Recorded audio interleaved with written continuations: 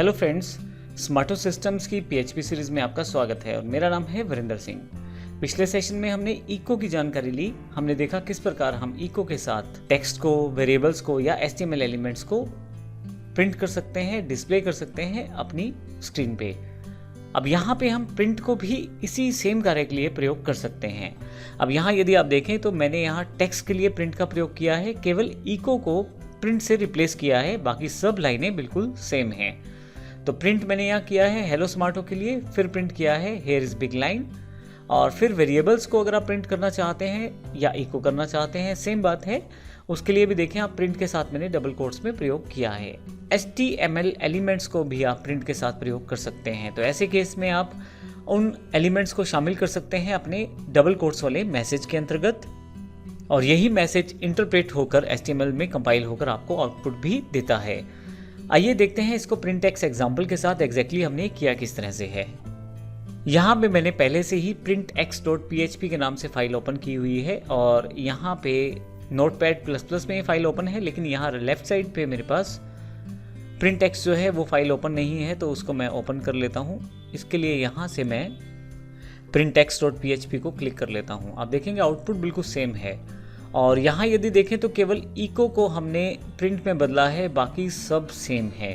तो आप प्रिंट का प्रयोग भी इको के स्थान पर कर सकते हैं, जिसमें सबसे पहले मैंने टेक्स्ट आउटपुट को शो किया है। इसमें मैंने प्रिंट के साथ एक सिंपल मैसेज को शो किया है जो यहाँ पे है। उसके पश्चात मैंने एक वेरिएबल क्रिएट किया है $a, उसमें वैल्यू दी है 10, और फिर उसकी वैल्यू को रिप्रेजेंट किया है प्रिंट के साथ, वो भी यहाँ पे अवेलेबल है। वैल्यू ऑफ एक मैसेज की तरह है और $a जो है उसकी एक वैल्यू की तरह यहाँ पे 10 को रिप्रेजेंट कर दिया गया है। HTML एलिमेंट्स में मैंने एक मैसेज वेरिएबल लिया है जिसमें स्मार्टो टाइप कर दिया है, और प्रिंट करते समय BR अर्थात ब्रेक लाइन, और जो कि अगली लाइन में आ गया है मेरा कंटेंट। उसके पश्चात लर्न फ्रॉम, ये सिंपल लाइन रहेगी, आप देखेंगे सिंपल कैरेक्टर्स के रूप में।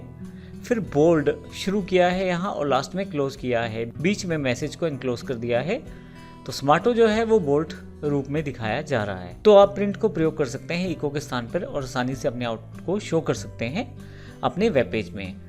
तो इस तरह से हमने पिछले सेशन में इको और प्रिंट दोनों के बारे में जानकारी ली। हमने ये भी देखा कि इको के द्वारा या प्रिंट के द्वारा आप अपनी आउटपुट को वेब पेज या स्क्रीन पे डिस्प्ले करवा सकते हैं, और सबसे इम्पोर्टेंट बात, आप HTML के टैग्स को भी प्रयोग कर सकते हैं।